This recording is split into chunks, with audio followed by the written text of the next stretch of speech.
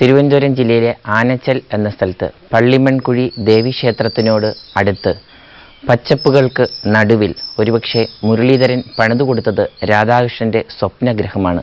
മാതൃദേവ എന്ന സ്വപ്നഗ്രഹത്തിൽ രാധാകൃഷ്ണന്റെയും അജിതയുടെയും ജീവിതത്തിലെ ഏറ്റവും വലിയ സാക്ഷാത്കാരം പൂർത്തിയാക്കപ്പെടുകയാണ്. അത്തരത്തിലുള്ള ആ വീടിന്റെ നിർമ്മാണവും അതിന്റെ വിശേഷങ്ങളും നമുക്ക് കണ്ടറിയാം.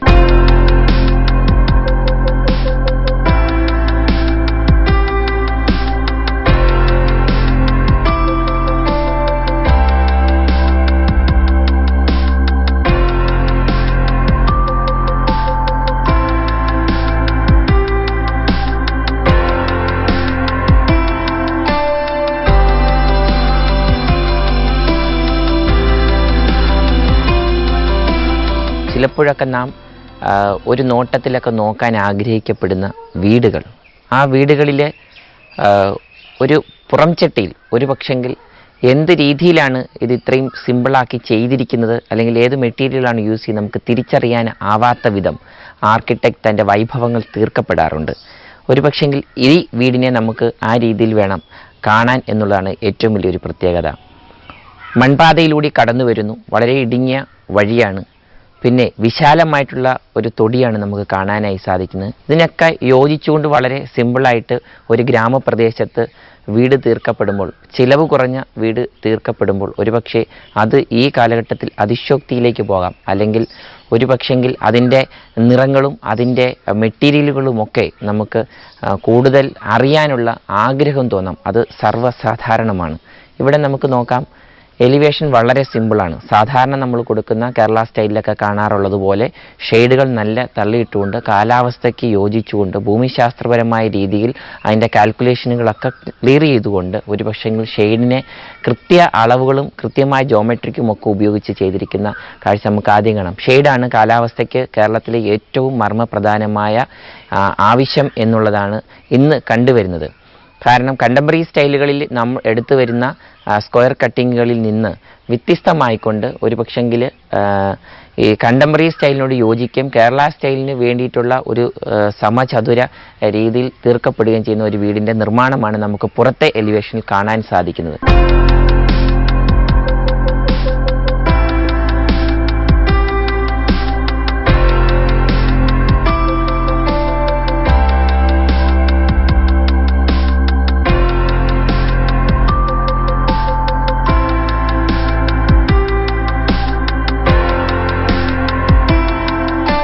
ഇന്ന് ഒരു പക്ഷെങ്കിൽ നാം ഏറ്റവും കൂടുതൽ പറയുന്നത് ആർക്കിടെക്റ്റിനെ കാണാൻ പോകുന്ന സമയത്ത് ഒറ്റയ്ക്ക് പോയിക്കൂടാ, ഫാമിലി ആയിട്ട് തന്നെ പോകണം, നമ്മുടെ ആവശ്യങ്ങളൊക്കെ ആർക്കിടെക്റ്റിനോട് തുറന്നു പറയണം, തുറസായ സ്ഥലങ്ങൾ ഏറ്റവും കൂടുതൽ വീടിൻ്റെ ഉള്ളിൽ വരണം, പഞ്ച് പോളുകൾ, ഗ്രീൻ വോളുകൾ, അല്ലെങ്കിൽ സ്ലോറി ചെയ്തിട്ടുള്ള പ്ലേസുകൾ, ഗ്രീൻ ഷോപ്പ് സെൻട്രലായിട്ടുള്ള റൂംസ് അവൈലബിൾ, ഇതൊക്കെ നമ്മൾ ഇങ്ങനെയുള്ള ആവശ്യങ്ങളൊക്കെ പറയണമെന്ന് പറയുമ്പോഴും ബഡ്ജറ്റ് എവിടെ നിൽക്കുന്നു, അല്ലെങ്കിൽ ആർക്കിടെക്റ്റിന് ഇത്ര വിസിറ്റേ ഉണ്ടാവുന്ന എഗ്രിമെൻറ്റ് വയ്ക്കുക. അപ്പം അനവധി കാര്യങ്ങളിലൂടെയാണ് ഇന്ന് കടന്നു പോകുന്നത്. ഇവിടെ ഇത്തരം കാര്യങ്ങളൊന്നുമില്ലാതെ തന്നെ ഒരു വീട് പൂർത്തിയാക്കപ്പെടുന്നു. സിമ്പിളായിട്ടുള്ള മെത്തേഡ് ഉപയോഗിച്ചുകൊണ്ട്, അല്ലെങ്കിൽ ഏറ്റവും കുറഞ്ഞ ആയിട്ടുള്ള കാൽക്കുലേഷൻ ചെയ്തുകൊണ്ടുള്ള രസക്കൂട്ടുകളൊക്കെ ഉപയോഗിച്ചുകൊണ്ടാണ് ചെയ്തിരിക്കുന്നത്. വളരെ സിമ്പിളായിരുന്നു. കാരണം എലിവേഷനൊക്കെ നോക്കുമ്പോൾ തന്നെ നമുക്ക് കാണാൻ സാധിക്കുന്നുണ്ട്. ആദ്യമായി എനിക്ക് കുറച്ച് നമുക്ക് എടുത്തു കാണുന്നത്, മിക്കവാറും നമ്മൾ ബേസ്മെൻറ്റ് കെട്ടിക്കഴിഞ്ഞിട്ട് ബേസ്മെൻറ്റ് അടിച്ചു കെട്ടുന്ന ഭാഗം ഒന്നെങ്കിൽ ചാന്ത് പൂശി കറക്റ്റ് ചെയ്ത് വിടത്തേ ഉള്ളൂ. കോൺക്രീറ്റ് ആണെങ്കിൽ ഒരു പക്ഷെങ്കിൽ കോൺക്രീറ്റ് വരുന്ന ഭാഗത്ത് കളങ്ങൾ തിരിച്ചുകൊണ്ട് പണ്ടൊക്കെ കൃത്യമായി ബ്ലാക്ക് പെയിൻറ്റ് അല്ലെങ്കിൽ അതിന് ചേരുന്ന ലൈറ്റ് കളേഴ്സുകളൊക്കെ കൊടുക്കുന്നൊരു പതിവ് കാണാറുണ്ടായിരുന്നു. പക്ഷേ ഇടക്കാലങ്ങളിൽ നമ്മൾ നോക്കുകയാണെങ്കിൽ ഇപ്പോൾ അത്തരം കളേഴ്സുകളൊന്നും കാണാൻ കഴിയുന്നില്ല. പക്ഷെ ഇവിടെ നമ്മൾ നോക്കുകയാണെങ്കിൽ ബേസ്മെൻറ്റിൻ്റെ ഭാഗത്ത് കൃത്യമായിട്ട് അതിൻ്റെ ഒരു ഇൻ്റർലോക്ക് കട്ടയുടെ അതേ അളവ് തന്നെയാണ് കല്ലിൻ്റെ ബേസ്മെൻറ്റ് വരുന്ന ഭാഗത്ത് കറക്റ്റ് ചെയ്ത് കൊടുത്തിരിക്കുന്നു. അതിൻ്റെ എഡ്ജ് ഏതാണ്ട് ഒരു 2 ഇഞ്ചോളം പിന്നെ ഗ്രാനൈറ്റിൽ തള്ളി കൊടുത്തുകൊണ്ട് അത് ഉരുട്ടി നല്ല നീറ്റാക്കി വെച്ചിരുന്നു. അതിനുശേഷമാണ് പിന്നെ കട്ടയുടെ ഒരു പൊസിഷൻ എന്ന് പറയുന്നത്. ആ പോകുന്ന ഭാഗത്ത് എലിവേഷൻ്റെ ഭംഗിക്ക് വേണ്ടിയിട്ട് 2-3 റെഡിമെയ്ഡ് എനിക്ക് തോന്നുന്നു ഫ്ലവറുകൾ വെച്ചിരിക്കുന്നതാണ്. സിമെൻറ്റ് കൊണ്ട് ഇന്ന് ധാരാളം സാധനങ്ങൾ വിപണിയിൽ വാങ്ങിക്കാൻ കിട്ടും. അത്തരത്തിലുള്ള ഒരു ചെറിയ ഒരു ഫ്ലവേഴ്സിൻ്റെ 2 കൊടുത്തിരിക്കുന്ന നമുക്ക് കാണാനായി സാധിക്കും. മൂന്നാമത് വരുന്ന പോർഷൻസിലാണ് ശരിക്കും ഒരു ഇരിപ്പിടം തയ്യാറാക്കുന്നത്. പണ്ടൊക്കെ അരപ്രൈസ് എന്ന് നമ്മൾ പറയും, അല്ലെങ്കിൽ ചാരുപടിയൊക്കെ കെട്ടി ഒക്കെ ഇരിക്കുന്ന ഒരു നമുക്ക് കാണാൻ സാധിക്കുമായിരുന്നു. അതിനൊക്കെ ഇതായിക്കൊണ്ട് ഒരു 4 മണി സമയത്തൊക്കെ ഇരിക്കാൻ പാകത്തിന്, പ്രത്യേകിച്ച് ഇവിടെ നല്ല തണുപ്പുള്ള ഒരു പ്രദേശമാണ്. നല്ല കിളികളുടെയും ഒപ്പം പച്ചപ്പുകളുടെയൊക്കെ ഒരു നടുവിലിരിക്കുമ്പോൾ ഒരു പ്രത്യേകമായിട്ടുള്ള ഒരു സുഖമനുഭവം, ആ ഒരു പ്രതീതി നമുക്ക് ഡയറക്റ്റ് ഒരു ലാളിത്യത്തോടെ കടന്നു വരുന്നതിന് വേണ്ടിയിട്ടുള്ള ഇത് ശരിക്കും സിറ്റ് ഔട്ടിൽ ഒരുക്കിയിട്ടുണ്ട്. മൂന്നാമത് വരുന്നത് ഇതിൻ്റെ വരുന്ന ഇൻ്റർലോക്കിൻ്റെ ഇതാണ്. പൂശേണ്ട ഒരു ആവശ്യമേ വരുന്നില്ല എന്നുള്ളതാണ്. ആ രീതിയിൽ ആ ഇൻ്റർലോക്കിൻ്റെ കട്ടയുടെ കറക്റ്റ് അളവുകൾ ചെയ്തുകൊണ്ട് ഗ്രിപ്പ് കൊടുത്തുകൊണ്ട് ഭാഗങ്ങളാണ് നമുക്ക് കാണാൻ സാധിക്കുന്നത്. പിന്നെ എടുത്തു പറയുന്നത് ജനലുകളാണ്. ജനലുകൾക്ക് എനിക്ക് തോന്നുന്നു പാളികൾക്ക് സൈഡ് ഏതാണ്ട് ആദ്യ ഭാഗത്ത് തന്നെ നല്ല ഗ്രൂ അടിച്ചുകൊണ്ട് ഏതാണ്ട് 8-10 ഗ്രൂകൾ കൊടുത്തിട്ട് അതിന് ശേഷമാണ് പിന്നെ 4 ഗ്ലാസ്സുകൾ ചെറുത് കൊടുത്തുകൊണ്ട് പാളിയെ കറക്റ്റ് ചെയ്തിരിക്കുന്നത്. ഇത് ഒരു കാഴ്ചയിൽ ഒരു പക്ഷേ ഒരു ഭംഗി നമുക്ക് തോന്നുന്നുണ്ട്. പിന്നെ മൊത്തത്തിൽ നമ്മൾ ഇനി ഒന്ന് പറയാൻ സാധിക്കുകയാണെങ്കിൽ കയറി വരുന്ന ഒരു ഫോയർ, അകത്ത് തയ്യാറാക്കപ്പെടുന്ന ഒരു ഫോയർ കുറച്ച് ഇടുക്കാണെങ്കിലും വാസ്തു ഇത് കൂടി തന്നെ 4 പില്ലറുകൾക്ക് നടുവിൽ അവിടെ കൊടുത്തിരിക്കുന്ന ഒരു ഭാഗം നമുക്ക് കാണാൻ സാധിക്കും. പിന്നെ രാജമുദ്രയാണ് മറ്റേ എലിവേഷൻ്റെ വോളിൻ്റെ ഏതാണ്ട് ലെഫ്റ്റ് സൈഡിൽ കാണുന്നത്. അത്തരം മുദ്രകൾ കൊടുത്തിരിക്കുന്നു.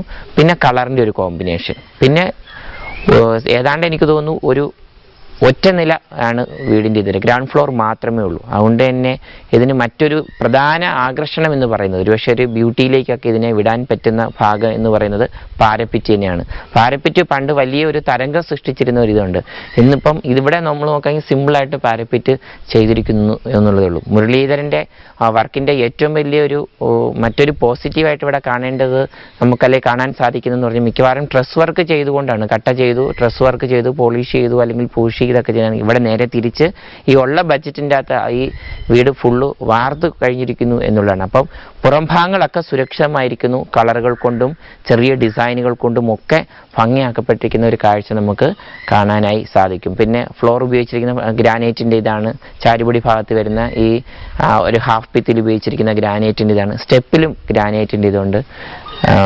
സിറ്റ് ഔട്ടിൻ്റെ ആ നീളൻ വരാന്തയിലും ടൈൽസിൻ്റെ ഒരു ഇതാണ് കാണുന്നത്.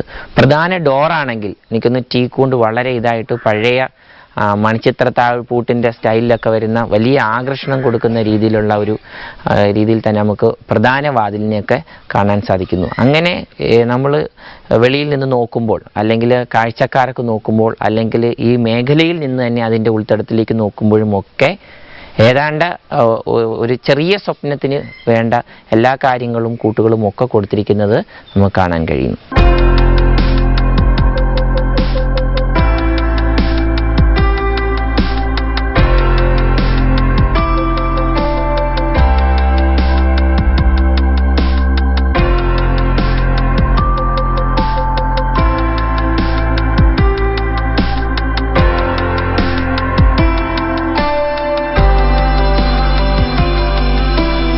നാം ഇന്ന് കാണുന്ന നഗരങ്ങളിലെ വീടുകൾ, അല്ലെങ്കിൽ ഒരുപക്ഷെ നാഗരിക ചിന്തകളെ കടമെടുത്തുകൊണ്ടുള്ള ഗ്രാമീണ അന്തരീക്ഷത്തിലെ വീടുകൾ, അതിൻ്റെയൊക്കെ അകത്തളത്തിൽ ഇന്ന് ഒരുപാട് മാറ്റങ്ങൾ സൃഷ്ടിക്കപ്പെടുന്നുണ്ട്. പുതിയ വീടുകൾ ചെയ്യുമ്പോൾ വീടിൻ്റെ അകത്തളങ്ങളിൽ ധാരാളമായിട്ടുള്ള കാര്യങ്ങൾ ആഡ് ചെയ്തു. നാം ഒരുപക്ഷെ ചിന്തിക്കാത്ത, നാം ഇന്നേ വരെ കണ്ടിട്ടും കേട്ടിട്ടുമില്ലാത്ത ചില ആംഗിളുകൾ വരെ ഒരുപക്ഷെ നൂതന ആർക്കിടെക്റ്റുമാർ ചെയ്തു വരുന്നു, അല്ലെങ്കിൽ പഴമയുടെ ആർക്കിടെക്റ്റ് അതിനു വേണ്ടിയിട്ടുള്ള ശ്രമങ്ങൾ നടത്തുന്നു എന്നുള്ളതിൻ്റെ തെളിവുകളാണ് ഒരുപക്ഷെ ഇന്ന് നാം കണ്ടുവരുന്ന ധാരാളം വ്യത്യസ്തങ്ങളായ വീടുകളും അവയ്ക്കുള്ളിൽ തയ്യാറാക്കപ്പെട്ടിട്ടുള്ള സ്പേസുകളുമൊക്കെ. പണ്ടൊക്കെ വീടിൻ്റെ അകം എന്ന് പറഞ്ഞാൽ ഒരുപക്ഷെ ഒരു ലിവിങ്, ഡൈനിങ് എന്നൊക്കെ പറഞ്ഞൊരു പ്രത്യേക ഒരു കോൺസെപ്റ്റുകളോ ഒന്നും പക്ഷേ എല്ലാവരിലും ബോധമുണ്ടായിട്ടുണ്ടാവില്ല. ഒരു വീട് വേണം, അതിൻ്റെ അകത്ത് കഴിക്കുന്നതിന് ഒരുപക്ഷെ ഏതെങ്കിലും ഒരിടം മതിയായിരുന്നു, ഇരിക്കുന്നതിന് പ്രധാന വരാന്തയായിരുന്നു ഉപയോഗിച്ചുകൊണ്ടിരുന്നത്. ഇങ്ങനെയൊക്കെയുള്ള ഒരു കോൺസെപ്റ്റായിരുന്നു ഗ്രാമീണ അന്തരീക്ഷത്തിൽ ഏറ്റവും കൂടുതലും ഉണ്ടായിരുന്നത്. പക്ഷേ ഇന്ന് സാഹചര്യങ്ങൾ മാറി, ഒരുപാട് കാര്യങ്ങൾ നാം ആഡ് ചെയ്യാൻ തുടങ്ങി. വ്യത്യസ്തങ്ങളായുള്ള ഇടങ്ങൾ ഒരുപക്ഷെ വീടിൻ്റെ ഉള്ളിൽ നമ്മൾ സൃഷ്ടിക്കാൻ തയ്യാറായി. പഴയ നാലുകെട്ടിൻ്റെ സ്പേസുകളിൽ ഒരുപക്ഷെ പഴയ നാലുകെട്ടിൻ്റെ കോൺസെപ്റ്റിൽ നാം ചെയ്യുന്ന പല കാര്യങ്ങളും ഇന്ന് നൂതന ഡിസൈൻ വഴിയും അല്ലെങ്കിൽ നൂതന ടെക്നോളജിയിൽ കൂടിയൊക്കെ നമുക്ക് കൈവരിച്ചുകൊണ്ട് വീടിനുള്ളിൽ ഭയങ്കരമായിട്ടുള്ളൊരു ഭംഗി അല്ലെങ്കിൽ പ്രകാശം കടന്നു വരുന്നതിനുള്ള സംവിധാനങ്ങൾ അതുമല്ലെങ്കിൽ കാഴ്ചയ്ക്ക് നമുക്ക് കൂടുതൽ ഇമ്പമാണെന്നൊക്കെ നമ്മൾ ആഡ് ചെയ്തു. പക്ഷേ ഇവിടെ നമ്മൾ ഈ വീടിന് നോക്കുകയാണെങ്കിൽ അങ്ങനെയുള്ളതായിട്ടുള്ള ഒരു സ്പേസ് നമുക്ക് കാണുന്നില്ല. നാം ആദ്യം പറഞ്ഞതുപോലെ തന്നെ വീടിനുള്ളിൽ ഒരു സൗകര്യം, അതിന് ഒരു ലിവിങ് സ്പേസ് എന്ന് പറയുന്ന ഒരു ചെറിയൊരു ലിവിങ് സ്പേസ്, ഡൈനിങ്ങിന് വേണ്ടിയിട്ടൊരു സ്പേസ് ഉണ്ട് എന്നുള്ളതല്ലാതെ ഒരുപാട് നമ്മൾ ആർട്ട് കാര്യങ്ങളോ അല്ലെങ്കിൽ ധാരാളമായിട്ടുള്ള മറ്റെന്തെങ്കിലും ഒരു നമുക്ക് കണ്ണിന് ഭയങ്കരമായിട്ടൊരു ഇതെത്തുന്ന ഭാഗങ്ങളോ ഒന്നും ഒരു പക്ഷേ ഈ വീടിൻ്റെ അകത്തളത്തിൽ നമുക്ക് കാണാൻ കഴിയുന്നില്ല. പക്ഷെ കൃത്യമായി ഒരു വീടിൻ്റെ ഉള്ളിൽ വേണ്ട ഒരു ലിവിങ്ങും അതിനോട് ചേർന്നിട്ടുള്ള ഒരു എൽ ഷേപ്പിൽ ഒരു ഡൈനിങ്ങും അത് കടന്നു പോകുന്ന വളരെ കൃത്യമായിട്ട് തന്നെ ചെയ്തുകൊണ്ട് ആവശ്യത്തിന് നമുക്ക് കറക്റ്റ് ചെയ്യാൻ സാധിച്ചിട്ടുണ്ട് എന്നുള്ളതാണ്.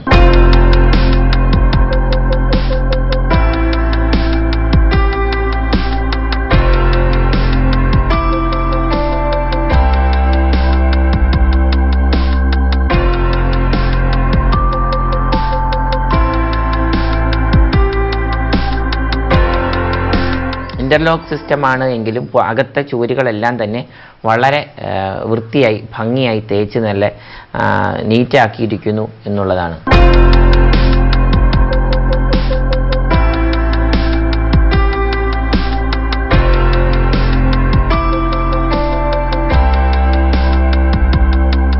പിന്നെ എടുത്തു പറയുന്നതെന്ന് എനിക്കൊന്ന് കളറിൻ്റെ ഒരു ഇതാണ്, ഒരു ഗ്രീൻ കളറാണ് ഇതിൻ്റെ അകത്ത് ആഡ് ചെയ്തിട്ടുള്ളത്. വോളിലൊക്കെ ഒരു ലൈറ്റ് ഗ്രീനാണ്, എന്നാൽ ഒരു ഭയങ്കരമായിട്ടുള്ള ഒരു ഡാർക്ക്നെസ് ഒന്നും നമുക്ക് ഫീൽ ചെയ്യുന്നില്ല. പിന്നെയുള്ളത് ഒരു കോർണിഷ് വർക്കാണ്, ഏതാണ്ട് ഒരു ടോപ്പ് മട്ടത്തിൽ കൂടി ഒരു വൈറ്റിൽ ഒരു കോർണിഷ് വർക്ക് കടന്നു പോകുന്നുണ്ട്. പിന്നെ ജിപ്സത്തിലുള്ള ഫോൾ സീലിംഗ് ആണ്. ഫോൾ സീലിംഗിൽ എപ്പോഴും ലൈറ്റിൻ്റെ ഒരു വിന്യാസം കൊടുക്കുക എന്ന് പറയുന്നതിൽ മാത്രമേ താഴേക്കുള്ള നമ്മുടെ സാധനങ്ങൾ അറേഞ്ച്മെൻറ്റ് ചെയ്തിരിക്കുന്നതിന് ഫോക്കസ് ചെയ്യാൻ പറ്റുള്ളൂ. ഒരുപക്ഷെ ഫോൾ സീലിംഗ് ലൈറ്റുകൾ എപ്പോഴും ഭംഗി വരുത്തുന്നതും അത്തരം തന്നെയായിരിക്കും. ആ രീതിയിലൊരു നല്ലൊരു ഫോൾ സീലിംഗ് ഇതിൻ്റെ അകത്ത് ചെയ്തിട്ടുണ്ട്, നല്ലൊരു ഡിസൈനിങ് കൊടുക്കാൻ സാധിച്ചിട്ടുണ്ട്. അതിനുള്ളിൽ കൊടുത്തിരിക്കുന്ന കളർ യെല്ലോ കളറാണ്. അപ്പം ഫ്ലോറുമായിട്ടത് താരതമ്യേന ചേർന്ന് വരുന്നുണ്ട്. ടൈലുകളൊക്കെ ആണെങ്കിലും ഏതാണ്ട് വലിയ എക്സ്പെൻസീവ് ടൈലുകളല്ല, എനിക്ക് തോന്നുന്നു ഒരു 40 രൂപ 45 രൂപയ്ക്കൊക്കെ വരുന്ന ടൈലുകളാണ്, സ്ക്വയർ ഫീറ്റിന് വരുന്ന ടൈലുകളൊക്കെ തന്നെയാണ് അകത്ത് നമുക്ക് ആഡ് ചെയ്യാനായിട്ട് സാധിച്ചിട്ടുള്ളത്. പിന്നെയുള്ളത് കർട്ടൻ്റെ ഒരു രസം. കർട്ടൻസ് എല്ലാം എനിക്കൊന്ന് വാതിലിലും പ്രധാന ഭാഗത്തിലൊക്കെ ഒരു റെഡ് കളറോട് വരുന്ന അതുപോലെ പൈപ്പ് കൊടുത്തിട്ട് ചെയ്തിട്ടുള്ള ഒരു സിംഗിൾ പൈപ്പ് മാത്രം മതിയാവും ഇത്തരം കർട്ടൻസ് ഒക്കെ ഇടുമ്പോൾ. റെഡിമെയ്ഡ് കർട്ടൻസും ധാരാളം ഇന്ന് വിപണിയിൽ കിട്ടുന്നുണ്ട്. ചിലപ്പോഴൊക്കെ നമ്മൾ പണ്ട് എനിക്ക് തോന്നുന്നു എല്ലാ ജനലും വാതിലുകളും ഒക്കെ കർട്ടൻ ഇടാൻ ആളുകൾക്കൊക്കെ ഇഷ്ടമായിരുന്നു. ഇന്ന് അത്തരം രീതിയിലുള്ള കർട്ടൻസ് ഒന്നും ആളുകൾ ഉപയോഗിക്കുന്നില്ല എന്നുള്ളതാണ്. പക്ഷേ ഇവിടെ കർട്ടൻസ് ഇപ്പോൾ ഈ പ്രധാന ഭാഗങ്ങളിലൊക്കെ കർട്ടൻസ് കൊടുത്തിട്ടുണ്ട്. കർട്ടൻസിൻ്റെ വലിയൊരു ശൃംഖല തന്നെ ഇന്ന് എനിക്കൊന്ന് മുംബൈയിൽ നിന്നും അതുപോലെ തന്നെ പൂനെയിൽ നിന്നും ഒക്കെ സൂററ്റിലും ഒക്കെ നല്ല ഡിസൈൻ റെഡിമെയ്ഡ് കർട്ടൻസുകളൊക്കെ തന്നെ കേരള വിപണിയിൽ ധാരാളം കിട്ടുന്നു എന്നുള്ളതാണ്. കുറച്ചൊക്കെ നമ്മൾ തിരയുകയും കളറിന് അനുയോജ്യമായിട്ടും ഒക്കെ ചെയ്യുവാണെങ്കിൽ ഇപ്പം നമ്മൾ ഈ കാണുന്നത് പോലെയുള്ള ഒരു കളർ കോമ്പിനേഷനിൽ നോക്കാൻ സാധിക്കും.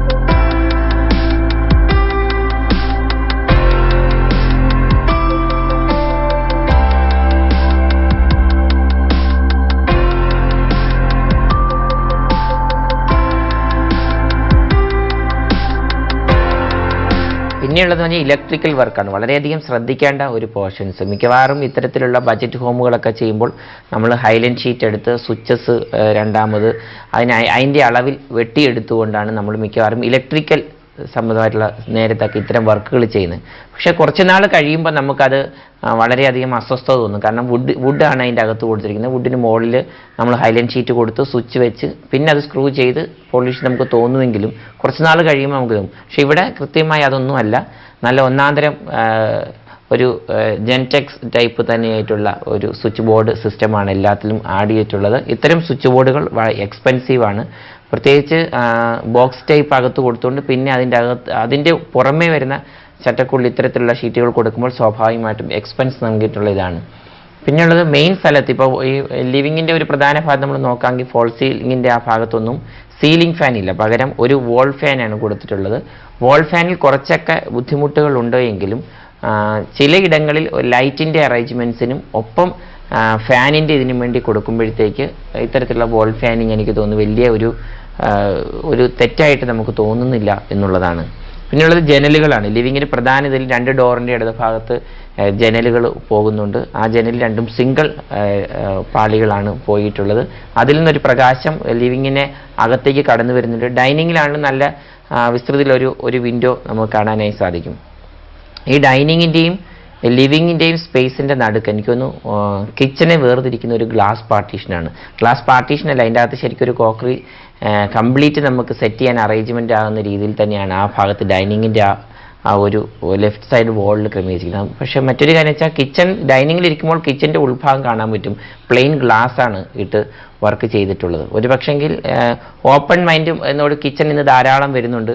അപ്പോൾ അത്തരം രീതിയിൽ നോക്കുമ്പോൾ ഇത്തരം ഗ്ലാസ് ഇട്ടിട്ടുള്ള ഒരു വർക്ക് എന്ന് പറയുന്നത് കുറച്ച് വ്യത്യസ്തമാണ്. കാരണം അത്തരം അത് ചെയ്യുന്നില്ലാത്തത് കൊണ്ട് തന്നെ കുറച്ച് വ്യത്യസ്തമായിട്ടൊക്കെ നമുക്ക് കാണാനായി സാധിക്കുന്നുണ്ട്.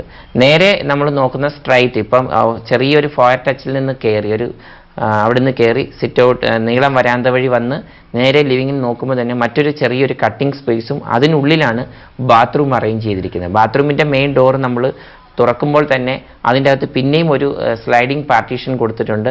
ആ പാർട്ടീഷൻ്റെ ഒരു ഭാഗത്ത് എനിക്കൊന്ന് അലുമിനിയം കൊണ്ട് ഒരു ചെറിയൊരു കബോർഡ് ചെയ്തിരിക്കുകയാണ്. ആ കബോർഡിൻ്റെ അകത്ത് ബാത്റൂമിലേക്ക് വേണ്ട നമ്മളുടെ സാധനങ്ങളൊക്കെ നമ്മുടെ നിത്യ ഉപയോഗത്തിൽ നാം എടുക്കുന്ന സാധനങ്ങളൊക്കെ തന്നെ ആ കബോർഡിൻ്റെ ഉള്ളിൽ വയ്ക്കാനായി സാധിക്കുന്നുണ്ട്. പിന്നീടാണ് സ്ലൈഡിംഗ് നമ്മൾ തുറന്ന് ബാത്റൂമിൻ്റെ ഉള്ളിലേക്ക് പോകുന്നത്. അവിടെ ഒരു ഇന്ത്യൻ ക്ലോസറ്റോട് കൂടി തന്നെ തയ്യാറാക്കുന്ന ഒരു ചെറിയൊരു ബാത്റൂമാണ്. ബാത്റൂമിൻ്റെ അകമൊക്കെ നല്ല വോൾ ടൈലും അപ്പോൾ ഫ്ലോർ ടൈലും ഒക്കെ അതിന് മാച്ച് ചെയ്യുന്ന രീതിയിൽ ക്ലിയർ ചെയ്തുകൊണ്ട് എക്സോസ്റ്റ് ഒക്കെ കൊടുത്ത് വിൻഡോ ഒക്കെ നൽകിക്കൊണ്ട് വളരെ കൃത്യമായി തന്നെ വളരെ ഭംഗിയായി തന്നെ ആ ബാത്റൂമിനെ മെയിൻറ്റെയിൻ ചെയ്ത് വർക്ക് പൂർത്തിയാക്കാനായിട്ട് സാധിച്ചിട്ടുണ്ട് എന്നുള്ളതാണ്. 1980-85 കാലഘട്ടത്തിലൊക്കെ നമ്മളൊരു പുനഃപരിശോധന ചെയ്താൽ ഒരുപക്ഷെ വീടിൻ്റെ ബെഡ്റൂമുകൾ അതിന് കൃത്യമായിട്ടുള്ള ഒരു അളവുകൾ വേണമെന്നോ അല്ലെങ്കിൽ കിടന്നുറങ്ങാനായി ഒരു ഭാഗം അത് ഒരുപക്ഷെ എവിടെ വേണമെങ്കിലും ഒക്കെ കിടന്നുറങ്ങിയ ധാരാളം ആളുകൾ നമുക്കിടയിൽ ഉണ്ട് എന്നുള്ള അങ്ങനെയായിരുന്നു താഴ്ന്ന ചിന്താഗതികൾ, താഴ്ന്ന സ്വപ്നങ്ങൾ. പക്ഷേ കാലങ്ങൾ പതുക്കെ മാറി 85, 90, 2000 ഒക്കെ വന്നപ്പോഴത്തേക്ക് കോൺസെപ്റ്റ് തന്നെ ഒരു ആർക്കിടെക്ട് കോൺസെപ്റ്റ് തന്നെ വലിയ രീതിയിലേക്ക് വ്യാപിച്ചു കഴിഞ്ഞു. പ്രത്യേക ഡിസൈനുകൾ, പഠിക്കുന്നതിന് പ്രത്യേക സ്ഥലങ്ങൾ, അല്ലെങ്കിൽ പഠിച്ചിറങ്ങുന്ന നൂതനമായിട്ടുള്ള ഡിസൈനുകൾ സ്വയം ഇതിൽ ചെയ്തുകൊണ്ടുള്ളത്, ഇങ്ങനെയൊക്കെ അതിൻ്റെ ഒരു വ്യാപ്തി തന്നെ വലുതായിക്കൊണ്ടിരിക്കുന്നു എന്നുള്ളതാണ്. ഒരു പക്ഷെങ്കിൽ എനിക്ക് തോന്നുന്നു നേരത്തെയൊക്കെ ഒരു മേസ്ത്രി തന്നെ നമ്മുടെ വീടിനുള്ളിലെ വീട് ഡിസൈൻ ചെയ്യും, വീടിൻ്റെ റൂമുകൾ ഡിസൈൻ ചെയ്യും, ഒപ്പം അതിൻ്റെ എലിവേഷൻ ഡിസൈൻ ചെയ്യും. ഇതൊക്കെ അന്ന് സാധാരണ നല്ലൊരു മേസ്ത്രിക്ക് ചെയ്യാൻ പറ്റുന്ന പണികളായിരുന്നു ഒരുപക്ഷെ ഒരു വീടിൻ്റെ നിർമ്മാണം. 1500-ഉം 2000-ഉം അതിന് മുകളിലും ഒക്കെ ഒരു മേസ്ത്രി തനിയെ ചെയ്തിട്ടുള്ള കാര്യങ്ങളൊക്കെ നമുക്ക് ഒരു പുറകോട്ടൊന്ന് ചിന്തിച്ചാൽ കാണാം എന്നുള്ളതാണ്. പക്ഷേ ഇന്ന് മാറിയപ്പോൾ ബെഡ്റൂമുകൾ എനിക്ക് തോന്നുന്നു വളരെ വിശാലമായിരിക്കണം, കാറ്റും വെളിച്ചവും കടന്നു വരുന്നതായിരിക്കണം. പിന്നെ കിടക്കുന്ന സ്ഥാനങ്ങൾ കൃത്യമായി ക്ലിയർ ചെയ്തുകൊണ്ടുള്ള പൊസിഷൻസ് അതിൻ്റെ അകത്തുണ്ടായിരിക്കണം. ഒരു അല്പം പച്ചപ്പുകൾ അതിൻ്റെ ഉള്ളിലേക്ക് കടന്നു വരണം. പറ്റുമെങ്കിൽ ബാത്റൂമുകളും ഇതുമൊക്കെ അതിൻ്റെ ഉള്ളിൽ തന്നെ വരണം. ഇങ്ങനെ അനവധി കാര്യങ്ങൾ ആഡ് ചെയ്ത് പോകുന്ന ഒരു സിറ്റുവേഷനിലേക്കാണ് കൺസ്ട്രക്ഷൻ മേഖല അല്ലെങ്കിൽ ആർക്കിടെക്ട് മേഖല എത്തി നിൽക്കുന്നത്. ഇവിടെ കുറച്ച് വ്യത്യസ്തമാണ്. ഒരു മുറി അത് വളരെ ലളിതമാണ്, എന്നാൽ വളരെ സുന്ദരമായ രീതിയിലിരിക്കുന്നു, അസ്വസ്ഥതകളൊന്നുമില്ല. സാധാരണ കൊടുത്തിരിക്കുന്ന പോലെ 2 വിൻഡോസുകൾ ആണ് ലെഫ്റ്റും റൈറ്റും കൊടുത്തിട്ടുള്ളത്. അങ്ങനെ വളരെ ഒതുങ്ങിയ രീതിയിൽ ഒരു 10-11 റൂമിൻ്റെ ഉള്ളിലാണ് നാം ഇപ്പം ഇരിക്കുന്നത്. കട്ടിലൊക്കെ എനിക്ക് തോന്നുന്നു വളരെ സൈഡ് ടേബിളുകളൊന്നും അറേഞ്ച്മെൻ്റ് ഒന്നും ചെയ്യാത്ത രീതിയിൽ ഒരു സിമ്പിളായിട്ടൊരു സിംഗിൾ കട്ടിലാണ് കൊടുത്തിട്ടുള്ളത്. പിന്നെ ഒരു കബോർഡ്, ഇങ്ങനെ വളരെ കുറച്ച് സാധനങ്ങൾ കൊണ്ട് മാത്രം അതിനെ ഭംഗിയാക്കിയിരിക്കുന്നു എന്നുള്ളതാണ്. ഇനി ഇതിൻ്റെ അകത്ത് പ്രധാന ആകർഷണം എന്ന് നമുക്ക് തോന്നുന്നത് ഫ്ലോറിൻ്റെ കളറുകളുടെ ഇതാണ്. ഫ്ലോർ വന്നിരിക്കുന്നത് മെയിൻ ടൈൽസുകളെല്ലാം തന്നെ ഒരൊറ്റ ഇതിൽ തന്നെയാണ് വന്നിട്ടുള്ളത്. ബെഡ്റൂമിലേക്കെല്ലാം കടന്നു വന്നിട്ടുള്ളത്. മുകൾ ഭാഗത്ത് സീലിങ്ങിൻ്റെ വൈറ്റാണ്. പക്ഷേ നേരിട്ട് എനിക്കൊന്ന് കറക്റ്റ് ചാന്ത് പൂശുകനം ഇല്ലാതെ തന്നെയാണ് ഡയറക്റ്റായിട്ടാണ് ഇതിൻ്റെ ചെയ്തിട്ടുള്ളത്. അത് ചിലവ് കുറയ്ക്കുന്നതിന് വേണ്ടിയൊരു മെത്തഡാണ്. ഒന്നെങ്കിൽ പുട്ടി മാത്രം അപ്ലൈ ചെയ്തുകൊണ്ട് കൊടുത്തിരിക്കുന്ന ഒരു പോർഷനാണ് നമുക്ക് സീലിംഗ് ഭാഗത്ത് കാണാനായി സാധിക്കുന്നത്. സീലിങ്ങിനോട് ചേർന്ന് ഏതാണ്ട് ഒരു 3.5 അടിക്ക് ഒരു സ്പേസ് അറേഞ്ച്മെൻറ്റ് ചെയ്തിട്ടുണ്ട്. പണ്ടൊക്കെ ബെഡ്റൂമുകൾ ചെയ്യുമ്പോൾ എപ്പോഴും ഒരു ബെർത്ത്, ലിൻഡൽ മട്ടത്തിൽ ഒരു ബെർത്ത് ചുറ്റി വരുമായിരുന്നു.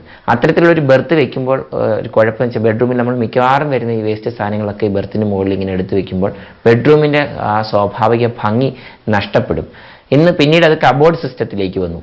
പിന്നെ ചിലയിടങ്ങളിലൊക്കെ നമുക്ക് കാണാം വേസ്റ്റ് സാധനങ്ങളുടെ അറേഞ്ച്മെൻറ്റിന് ഒരു സ്പേസ് ഉണ്ടാക്കുന്നത് മിക്കവാറും ചെറിയൊരു ഒരു കള്ളി ഒരു പ്രദേശം അല്ലെങ്കിൽ ഒരു സ്പേസ് അറേഞ്ച്മെൻറ്റ് മിക്കവാറും ലിൻഡലിന് മുകളിലായിട്ട് 2.5 അടി 3 അടി പൊക്കത്തിൽ ബാത്റൂമിൻ്റെയൊക്കെ ഒരു സ്പേസ് കണ്ടെത്തി അവിടെ നമ്മളൊരു പ്രത്യേക ഇടം കണ്ടെത്തും.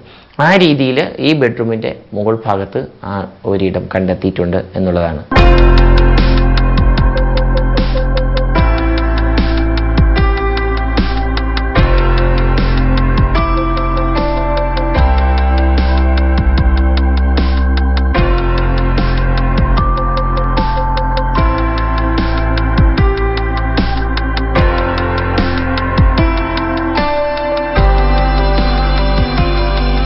ചെറിയ രീതിയിൽ ചെറിയ ബഡ്ജറ്റുകൾ കൊണ്ട് വിജയിക്കപ്പെട്ടിരിക്കുന്ന ഒരു ഭാഗമാണ് നമുക്കിവിടെ കാണാൻ സാധിക്കുന്നത്. ഡൈനിങ് ഏരിയയാണ്, വളരെ സിമ്പിളാണ്. ഒരു പക്ഷേങ്കിൽ ഒരു 6 സീറ്ററിൻ്റെ ഡൈനിങ് സ്പേസ് തന്നെ ഇവിടെ അറേഞ്ച്മെൻറ്റ് ചെയ്തിട്ടുണ്ട്. നല്ല ഒരു വാഷ് ബേസിൻ കൗണ്ടർ, നമുക്ക് ലുക്ക് നോക്കുമ്പോൾ തന്നെ അറിയാം കുറച്ച് കോസ്റ്റ്ലി ആയിട്ടുള്ള ഒരു വാഷ് കൗണ്ടർ തന്നെയാണ് അവിടെ അറേഞ്ച് ചെയ്തിട്ടുള്ളത്. അതിനോട് ചേർന്ന് ഒരു ബെഡ്റൂമുണ്ട്. ജനലിൻ്റെ ഒരു ഭാഗം തന്നെ വളരെ ഇതാക്കി കൊടുത്തിട്ടുണ്ട്. കർട്ടൻസിൻ്റെ ഒരു മൊത്തത്തിലുള്ളൊരു കളർ കോമ്പിനേഷൻ, ഫോൾ സീലിങ്ങിലും ഏതാണ്ട് ആ ഒരു ഷേപ്പിൽ തന്നെ ഫോൾ സീലിങ്ങും ചെയ്തു വെച്ചിരിക്കുന്നു. ഇങ്ങനെ കുറച്ച് കാര്യങ്ങൾ കൊണ്ട് തന്നെ ഒരു ഭാഗത്തെ വൃത്തിയുള്ളതാക്കി മാറ്റി കഴിഞ്ഞിരിക്കുന്നുള്ളൂ.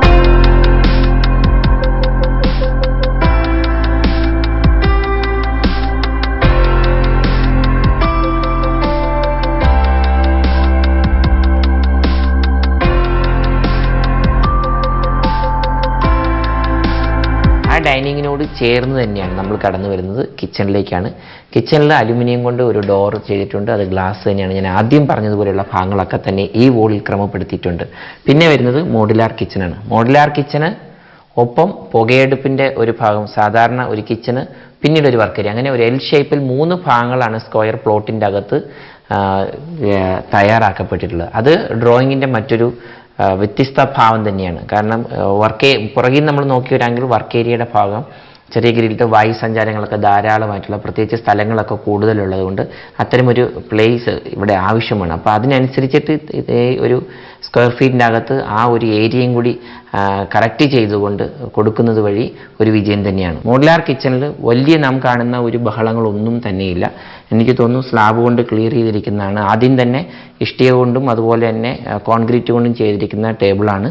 അതിൻ്റെ മുകളിൽ ഗ്രാനൈറ്റാണ്, ബ്ലാക്ക് ഗ്രാനൈറ്റ് ഇട്ടിരിക്കുന്നു. പിന്നീട് അലുമിനിയം കൊണ്ടാണ് താഴെ മോഡുലാർ കിച്ചൻ്റെ ടോപ്പിൻ്റെ ഭാഗം ചെയ്തിട്ടുള്ളത്.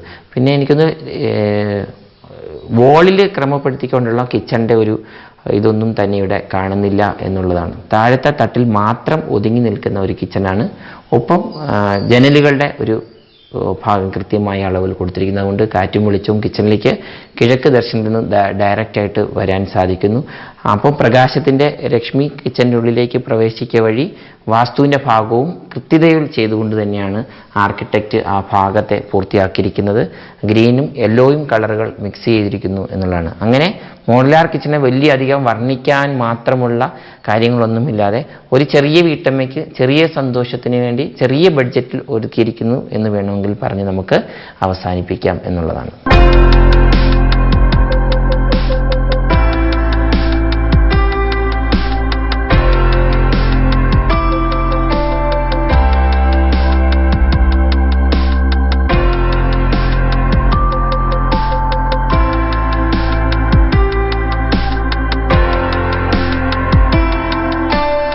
ഏറ്റവും ചിലവ് കുറഞ്ഞ ഒരു വീടിൻ്റെ കാഴ്ചകൾ നാം കണ്ടു കഴിഞ്ഞു. 1400 സ്ക്വയർ ഫീറ്റിൽ 17 ലക്ഷം രൂപയ്ക്ക് പൂർത്തിയാക്കിയ മുരളീധരൻ ഒരുപക്ഷെങ്കിൽ ഈ വീടിൻ്റെ ശില്പിയാകുന്നതിൽ യാതൊരുവിധ തെറ്റുമില്ല എന്ന് തന്നെ നമുക്ക് പറയാം. കുറഞ്ഞ ചിലവിൽ ഇൻ്റർലോക്ക് കൊണ്ട് വിസ്മയങ്ങൾ തീർത്തുകൊണ്ട് ഏറ്റവും താഴ്ന്ന ആളുകൾക്ക് പോലും തൻ്റെ സ്വപ്നങ്ങളെ സാക്ഷാത്കരിച്ചു കൊടുക്കുവാൻ സാധിക്കുന്നതിൻ്റെ ഒരു ചാരിതാർത്ഥ്യത്തോടു കൂടി നാം മടങ്ങുകയാണ്. പുതിയ നൂതന വിസ്മയങ്ങളും മറ്റൊരു യാത്രയിലെ വീടുമൊക്കെയായി ഇനിയും നമുക്ക് വീണ്ടും കണ്ടുമുട്ടാം.